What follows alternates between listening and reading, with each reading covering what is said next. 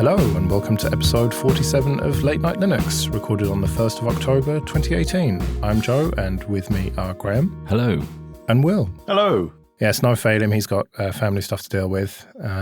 It's the spoopy month, 1st of October. We've got loads of news to get into, so we should probably get straight on with it. The first one, Phelim, would have had something to say about, but I'm sure you do as well, Graham. So KDE Neon has now been rebased on Ubuntu 18.04. Yes, so I should have tried it really, but I am too scared of upgrading my 1604 Neon installation, which actually is my daily driver on my kind of home office PC, to 1804. So I've not tested it out. I will say that this purely subjectively, I've not seen many people complain about it, which implies to me they've done a good job. They've certainly been testing it for months. And I'm usually quite suspicious of any upgrade, or I used to be in the past anyway. My experience actually has been pretty good with Ubuntu. I did have a Xenial and then updated to Bionic, and that worked. So hopefully Neon has the same experience. Yeah, very exciting to see the new version of Neon. I know it's extremely popular, and it's an extremely popular way of consuming KDE, as it were. So you get the best of both worlds. You get the fresh Neon goodness, and you get the stable LTS underneath.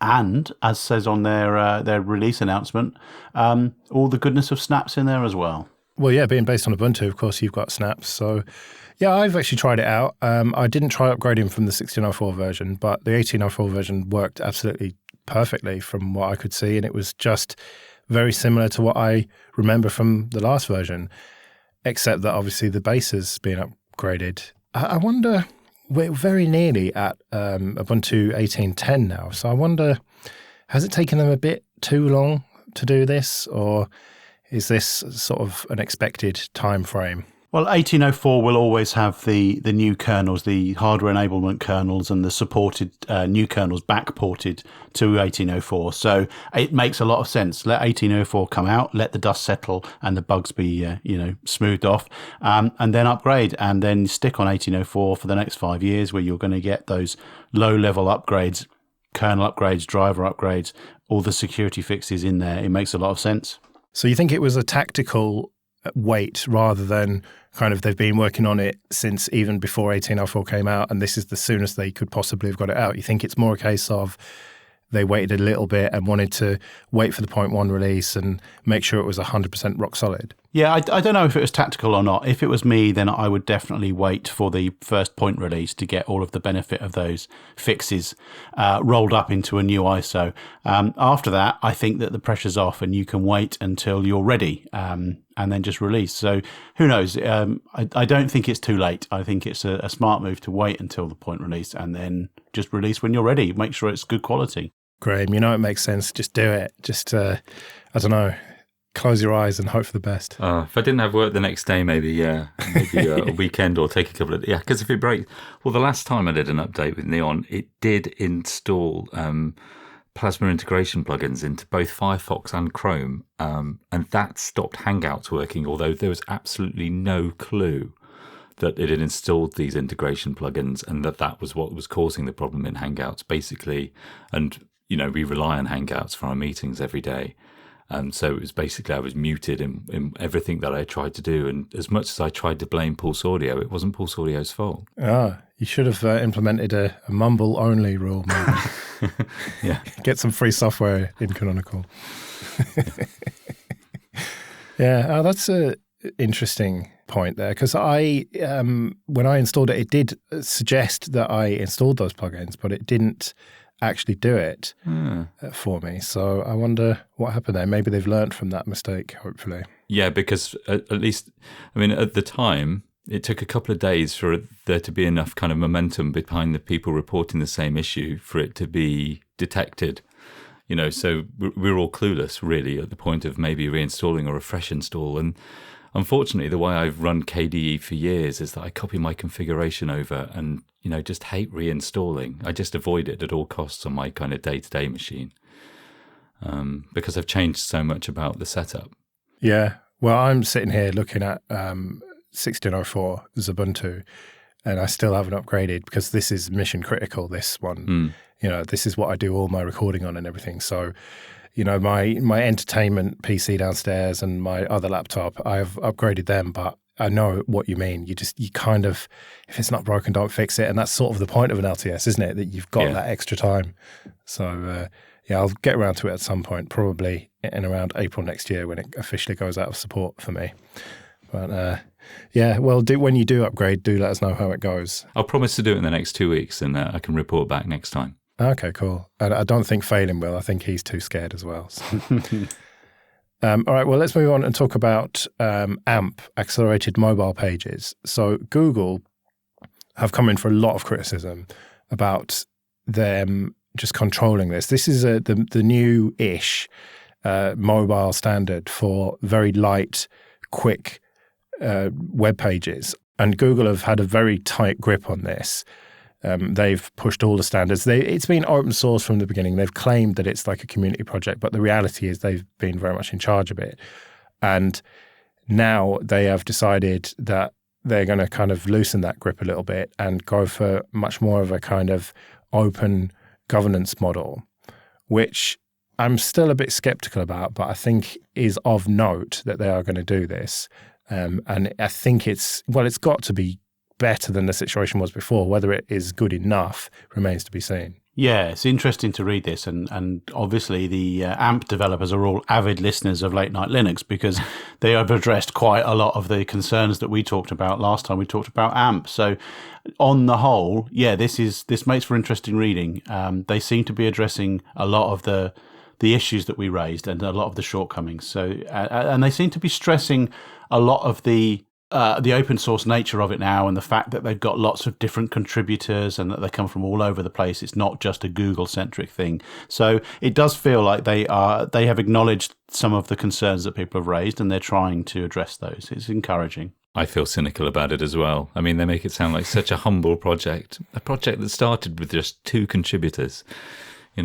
Nothing to do with the helpful search rankings that they were able to leverage. Yeah, and the fact that if you don't implement AMP on your site, then you basically get pushed down in the search results.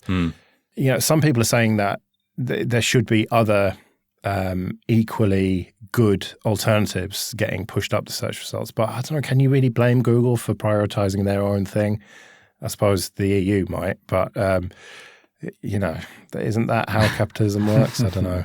No, you're right. They're looking after their own interests. It's the same with the closing of so many Android components. But it's just a pity that there's no kind of, World Wide Web consortium or something that can push their own kind of equivalent. Yeah, well, old Berners-Lee, he's trying to start some completely new thing, isn't he, now, which sounds like complete vaporware to me. That's terrible, that. I mean, considering he's a communicator, that's one of those examples where you spend 5 minutes looking at a site and, sorry, what does it do with Solid? Solid, that's it, yeah. I mean, that's why I didn't put it in, because it just doesn't seem... No. I just don't get it. It's the screenshot that I saw of that was, let's push... all of the different things together into one app, and the kids will love it, sort of thing. And it just, I just do not get it at all. There's a lot of empty promises. Well, a lot of promises which seem empty, at least to me.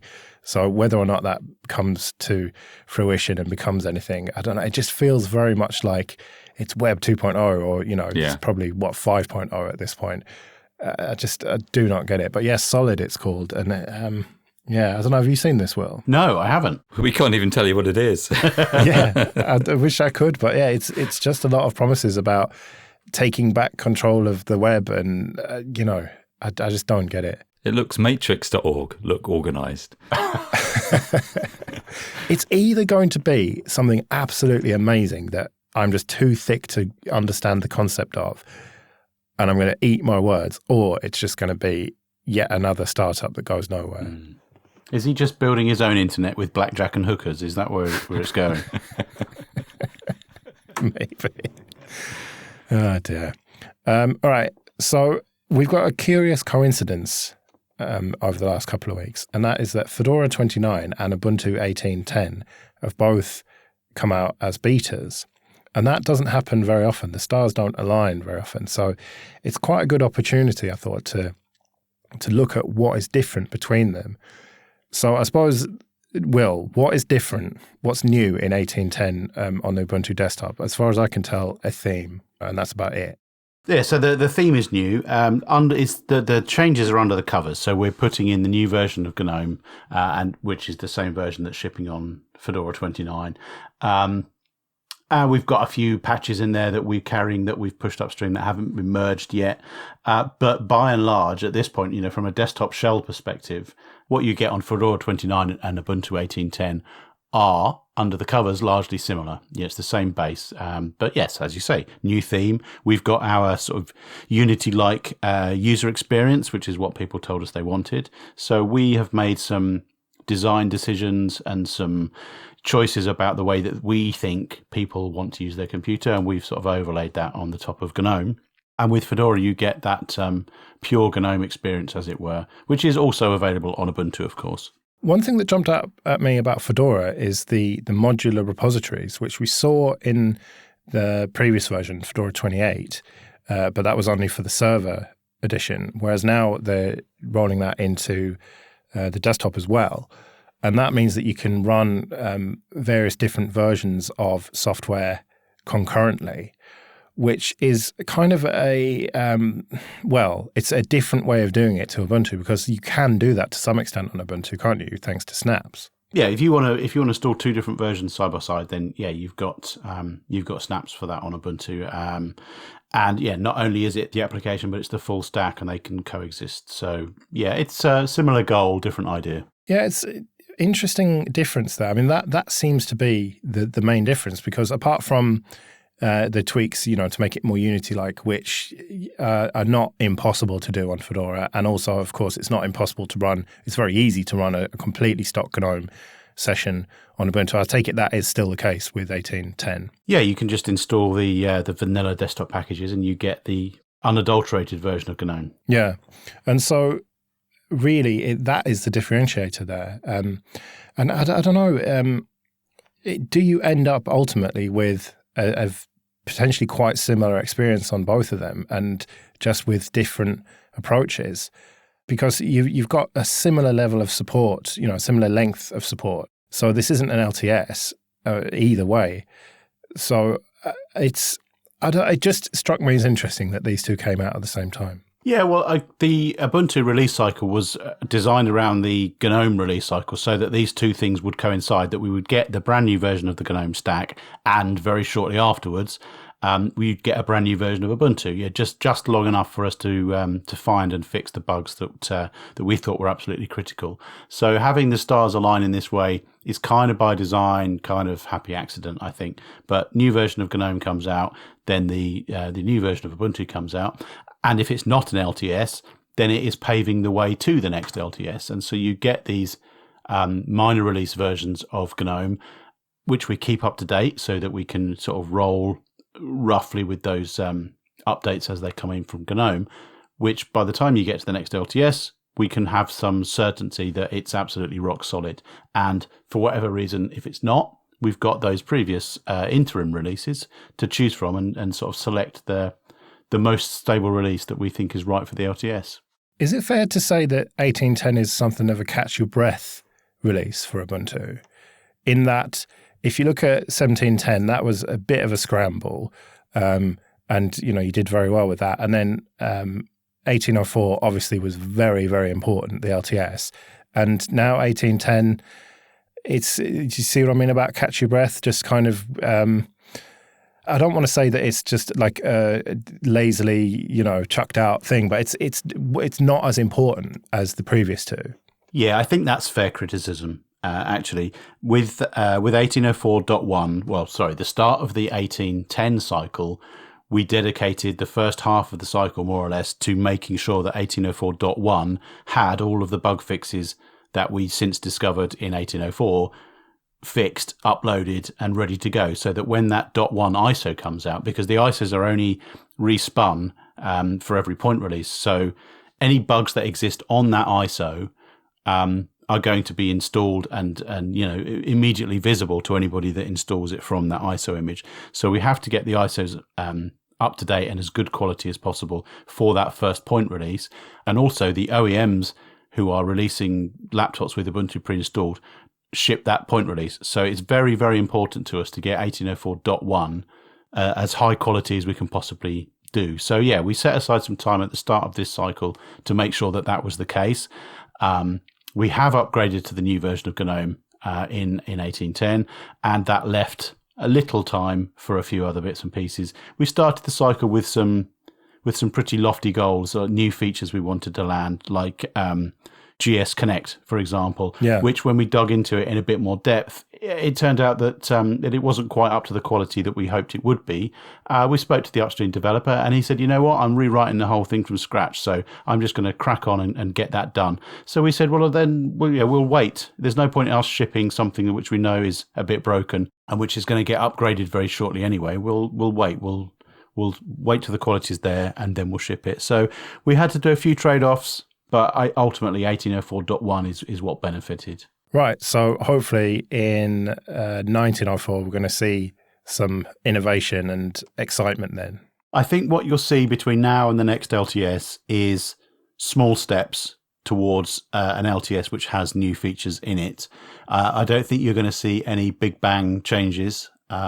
We've got some plans, but we need to do the due diligence that we should do to make sure that the plans make sense and that the software that we're interested in is of the right quality. So you're not going to see any sudden changes, but the general path between now and the next LTS will bring new features and it will make the next LTS a lot more interesting. Well, some of the stuff going on with the flavors is interesting. If you look at Ubuntu 1810, that's going to be the first release of Ubuntu with the LXQt desktop as default, which is a pretty big deal for them. Yeah. I've been following it loosely. I used some of the earlier versions when it was RazorQt. Yeah. I'm surprised it's taken so long because it's taken a good few years, and you'd think that the massive simplification that it represents in terms of the panel and the desktop wouldn't take too much work. I have no idea how much actual code is involved, but it's great they've got some to this stage where they can switch over. Yeah, it's kind of like a very, very lightweight Plasma, isn't it? Yeah. Because it's Qt based, you've got all that Qt goodness, and it is a very modern desktop because it is based on the latest Qt, but it is very sort of traditional in its approach, and it's very slimmed down. I did always like LXDE, but at some point you just have to accept that something is dead and move on. And Simon Quigley has been very influential in this. He has sort of just forced them to make this change, I think. Well, not forced, that's the wrong word, but he's been, working very hard to make that happen. And I think that now is a good time to introduce it. It gives them another couple of releases before the LTS. And so, I would encourage people to check it out because LXQt is coming along nicely. And I know that Jonathan Riddle claims that Plasma is really lightweight, and it is much more lightweight than it once was. But if you've got really shitty old hardware, then I would say LXQt is that little bit lighter. And so if you want a Qt-based desktop for shit old hardware, then or indeed brand new hardware that you want to get the most out of, because I know that the Ubuntu project, they are keen.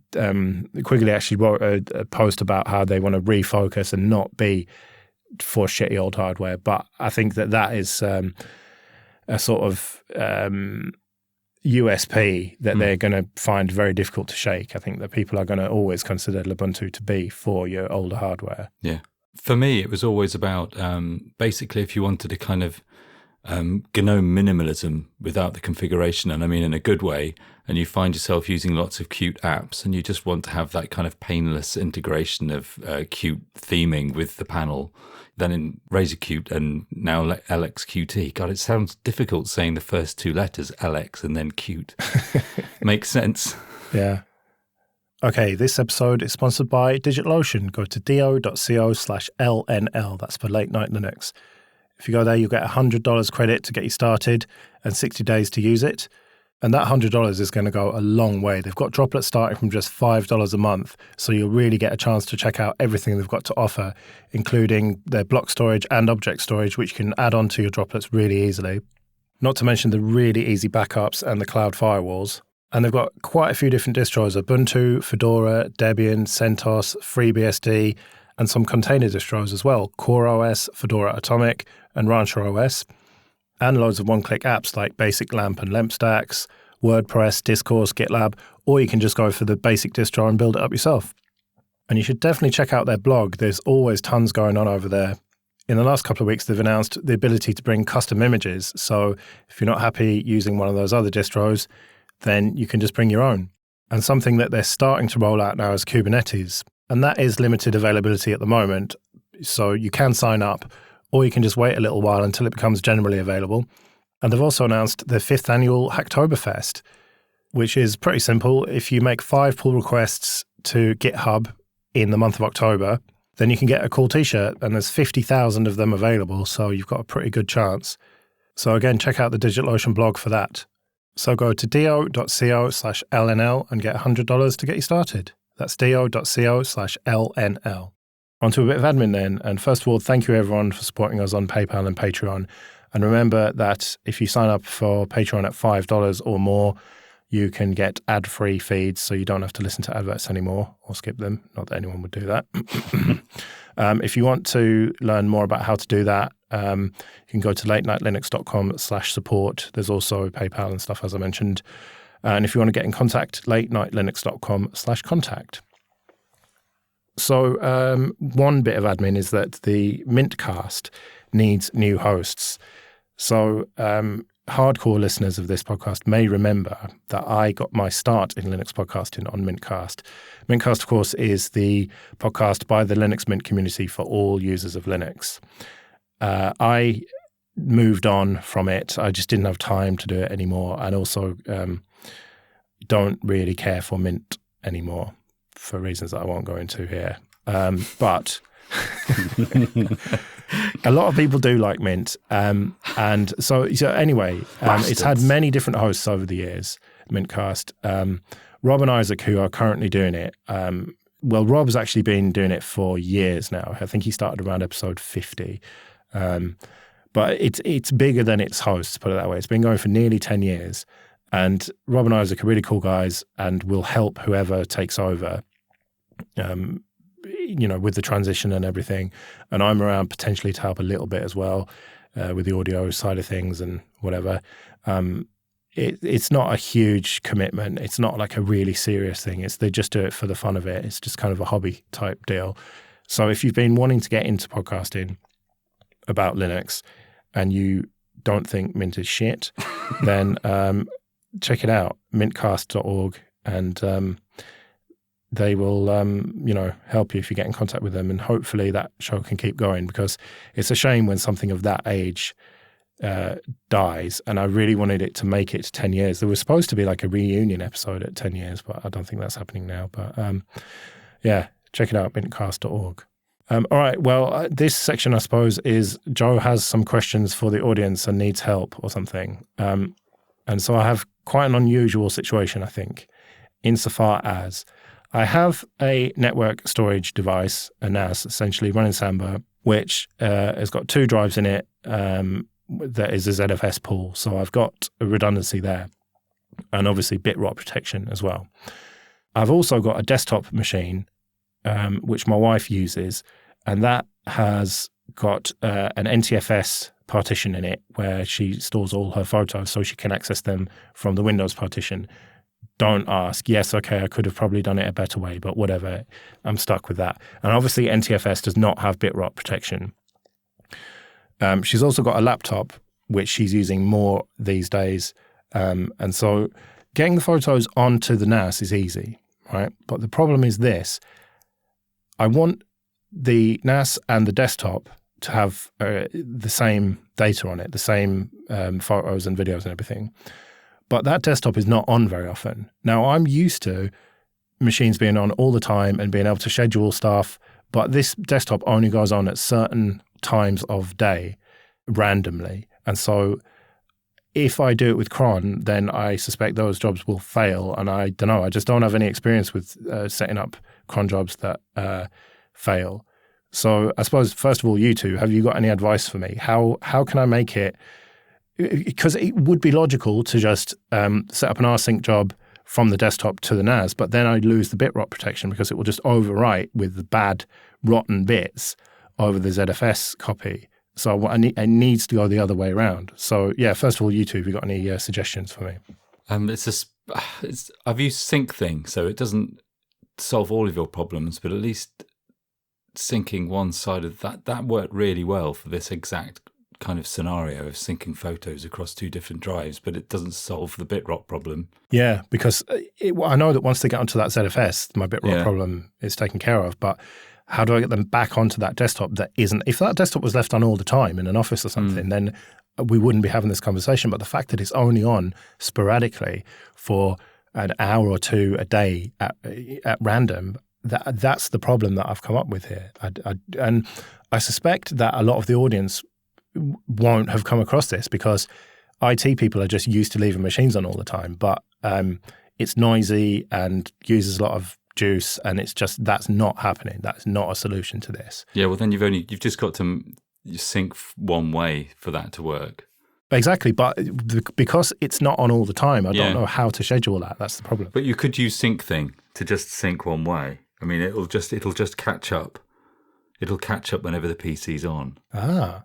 It's the same as the way that Nextcloud does a similar thing, although Nextcloud's way more CPU intensive. Ah, right. There's a few things that do the same thing. It's basically rsync, but with a daemon and waiting for something to ask for it.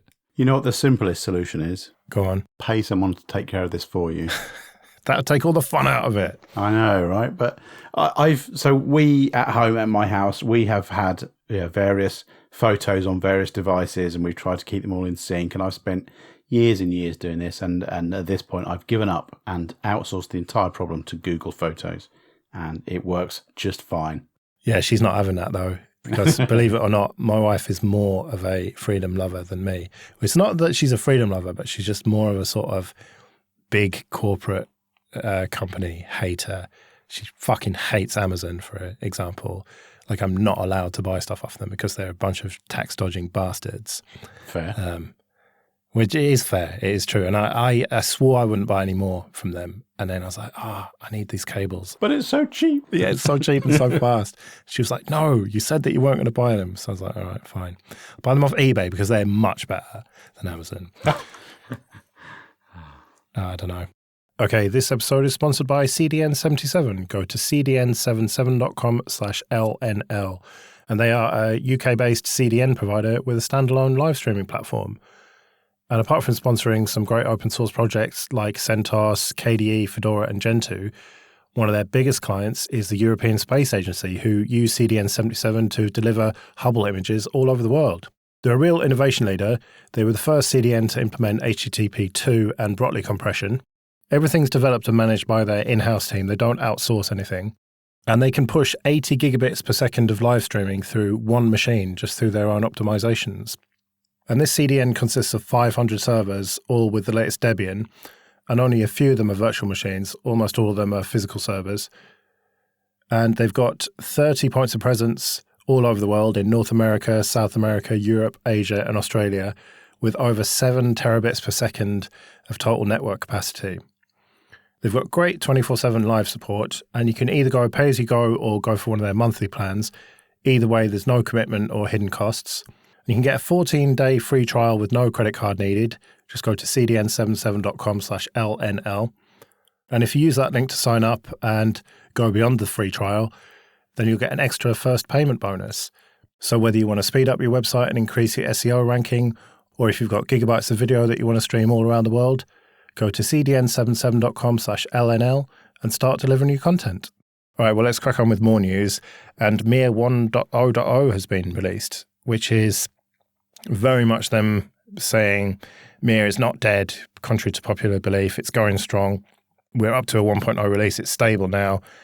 And apart from the kind of IoT embedded systems use case, which is kind of what we've known it for since the whole dropping of Ubuntu Phone and everything, it's now going to work with the XDG shell to make Wayland possible for potentially things like the Mate desktop and potentially LXQt as well. Yeah, so let's not forget that Wayland is a protocol specification and not a display server in itself. So yes, adding Wayland support to Mir makes a lot of sense. And yeah, having it support all the XDG shell extensions to Wayland means that, it'll be easy to get a different desktop shell running on top of Mir, as it would be on any other desktop compositor, and the benefits that they're in. So yeah, this is very exciting stuff. And the IoT use cases, I think, are especially interesting. And I just think of the things that you could build at home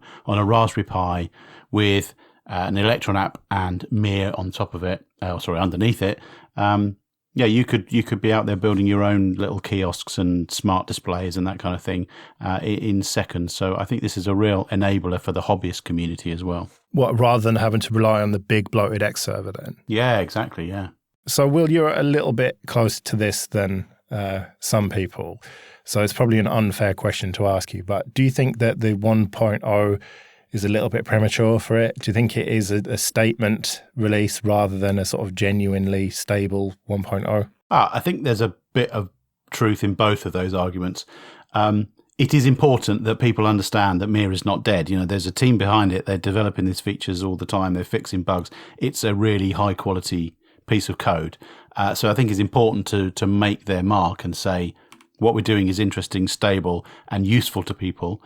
And yeah, it is stable and it is usable, and so it is worthy of a 1.0 release, and people should go try it out and build their kiosks. Yeah, I keep meaning to try out that kiosk snap. Popey's talked about it. He's got this really old ThinkPad that he's got Ubuntu Core running on, and with that kiosk snap you can then get Chromium browser, I think, and actually get a proper GUI, and Chromium is going to give you almost all of the web, isn't it? So that's pretty cool that is available. I keep meaning to install Ubuntu Core and check it out. And this is probably going to push me over that edge. All right, well, more Ubuntu stuff. And a blog post by some twat. I don't know who this is. Oh, yeah, Will Cook. That's you. That guy. Yeah. So this is about Hyper-V. So you have been working with the enemy, Microsoft. Steady on. Sorry, your friends at Microsoft, as you say in this blog post, to make it really, really trivial to get the Ubuntu desktop running in a VM on Windows. Correct. And you say steady on to call them the enemy. Now, clearly we are seeing a change, and we have seen a change. And, you talk about working with your friends or our friends or whatever. I mean, how much collaboration was there? I mean, it must have been a proper collaboration to do this. So the work involved from us was packaging on XRDP, HVSOC was already there, and then producing an image which was pre-configured to use all of those various technologies. So when you log in for the first time, you're asked to set up your user account, your location, your language, that kind of thing.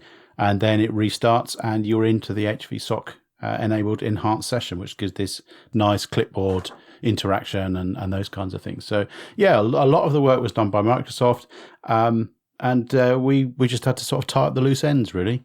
And so this is what you were talking about on the last show when you were in Brussels. You and Graham had been playing with this, hadn't you? Ah, yes, exactly that. Yeah. So we got the nod from Microsoft to say that it was now live. Would we like to go and have a look at it? So we went off to find a Windows 10 machine, which was quite tricky to do. But eventually we found one, and we had to remove a lot of software off of there in order to get Hyper-V installed, because apparently Hyper-V and VMware don't coexist especially well. So we had to convince somebody to reconfigure their Windows 10 laptop, which they did. We fired it up and we said quick create, and there was Ubuntu. That's interesting that it doesn't play nicely with VMware. I wonder if that's deliberate or if that's just a fuck up. I don't know. I suspect it's VMware doesn't play nicely with Hyper-V, but I don't know. Ah, right. I see. It's kind of the same on Linux, isn't it? If you install VMware, it installs so many kernel drivers. You've probably got to disable it if you want some of the kind of hypervisor running. I've always just used VirtualBox, which does something to the kernel, which I don't like. So yeah, I tend to avoid it if possible. Go for bare metal installs on one of my stack of laptops. But we know why Microsoft have done this, because if we look at the next story, and that is that at least half of Azure, I don't know how you say it, is running Linux, which shouldn't be a surprise, but kind of is, really. This is Microsoft's cloud offering, and at least half, maybe 60%, maybe even more, of the VMs there are running Linux. And it really does explain why they're cozying up with you lot so much. Yeah, but it wasn't so long ago we'd have probably accused Microsoft of trying to stifle the idea that you could run Linux on their cloud or on their virtualization platform. So it's a good thing that this is the way that they're approaching it. Well, more Linux anywhere has got to be good, even if it is on Microsoft's cloud. It's a similar set of stats on any kind of cloud, so I don't think it's that surprising that it's the same for Microsoft as well. What, is it about half on AWS? I would have thought that would have been way more. But I mean in terms of Linux dominance. So it's no surprise that it's a good chunk of Azure installs or whatever the word is, instances. Also, it's free. Well, that's true. Well, mostly. Yeah, obviously you have to pay for Red Hat if you want that. But yeah, there are a lot of free distros that you can install on Azure. I always get the piss taken out of me when I go on American shows and say Azure. But Azure is a color, isn't it? Like, it's the blue of the sky that blue is called Azure. But they say Azure. So they always take the piss out of me. So fuck you, Americans. It's Azure. Yeah, it's Azure. Okay, good. At least you're backing me up on this. But this really does explain a lot of Microsoft's recent behavior, doesn't it? Their embracing of Linux, because if people are going to be running that on their infrastructure, and that is where they're focusing a lot of their resources, because there's a lot of money to be made there. And I always say it, Microsoft are following the money, and the money's in open source. So I do genuinely believe that they have changed. They haven't changed in that they are, they're not suddenly a communist utopia or a socialist utopia even. They are a ruthless capitalist company who are trying to make as much money as possible. And that means getting involved with Linux, because Linux is where the money is. I think there's an important distinction here between open source being where the money is and Linux being where the money is. This is definitely Linux is where the money is, and this is where they're going. And part and parcel of that is perhaps that they do contribute more to open source projects in order to better their Linux offering. But surely most of the stuff that runs on Linux is open source, isn't it? And therefore the two go hand in hand. Well, I guess it depends where you draw the line. The underlying services, could be an open source database, an open source web server. But the service that's built on that could be Facebook, for example, which, none of that code is open source. Well, okay, bad example. Some of that code is open source, but you know where I'm going with this. So, the underlying nuts and bolts are open source and also free. But the projects that they build on top of them, that's where the profit generation is coming from. Well, Microsoft obviously cared loads about open sourcing all of their code. And they're starting from scratch, I suppose, almost, because they've re-open sourced MS-DOS 1.25 and 2.0, which they'd originally donated to the Computer History Museum, but now it's properly on GitHub with a very confusing license that first of all says all rights reserved and then says it's MIT, do what you like with it. So I don't know. I don't know enough about licenses, but that I found very confusing. But at least it's on GitHub to be studied. Yeah. And they specifically call out, please don't open bugs because we're not going to fix them. Yet you go and look at the GitHub account and there are issues logged galore. But it's good fun. But the general theme that I'm sensing from the internet is when MS-DOS 3.0 gets open sourced, then things get interesting. Why is that then? I think it's a good enabler for good old DOS games. I see. Is this going to close all that conjecture that Microsoft stole some of the old MS-DOS code? Are there loads of people now running all kinds of comparisons against other versions of DOS that were knocking about at the time? It's nice, though. I'm looking through it's nice to see all this assembler.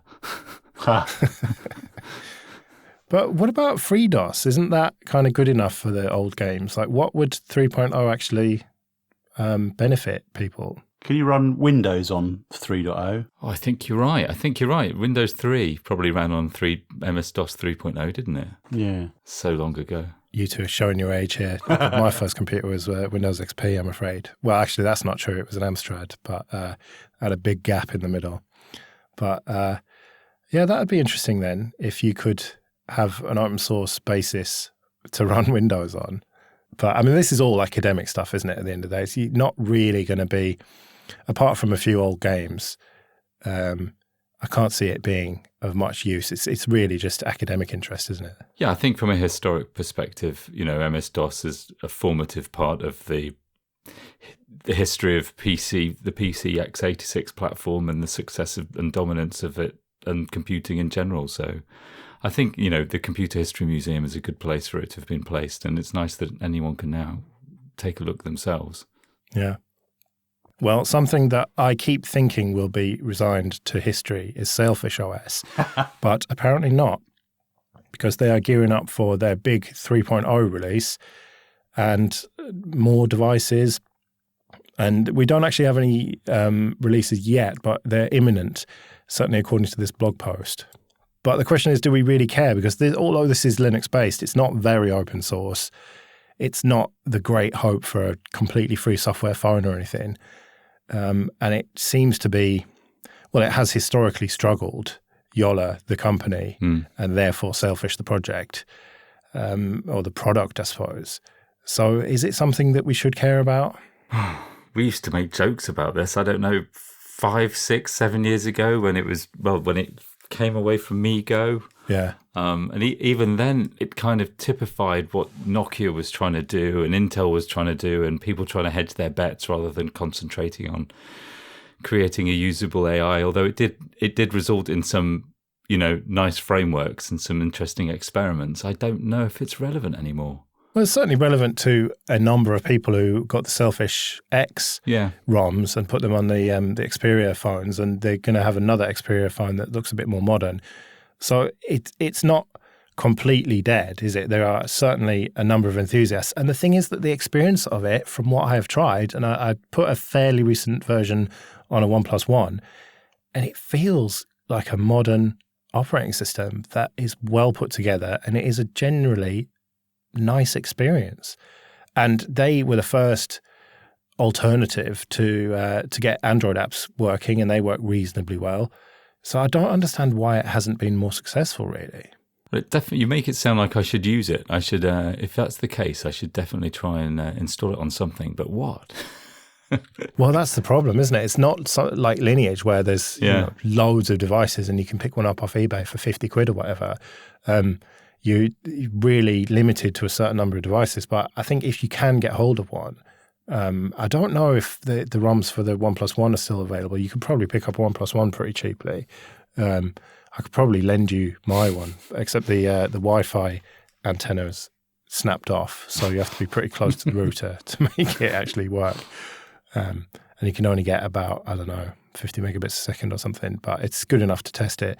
But yeah, you should definitely check it out because it has come along in leaps and bounds, and I'd like to see it be significantly more open source, but it is a Linux-based operating system, and it is, I think, potentially a viable alternative to iOS and Android. It's maybe, well, it's not as good as iOS, there's no doubt about that, and it's not as good as Android, but it's, sorry chaps, UbiPorts, it is better than Ubuntu Touch, I must say, from what I have tried of it. It's more usable as a daily driver. So I don't wish it any ill will. I wish it goodwill, actually. I wish that it would be really successful and they could find some way to monetize it to the point where they could completely open source it. But I think I'm pretty much dreaming there. So I suppose that'll do it for this episode then. We'll be back in a couple of weeks, hopefully with a 4-man team. But until then, I've been Joe. I've been Graham. And I've been Will. See you later.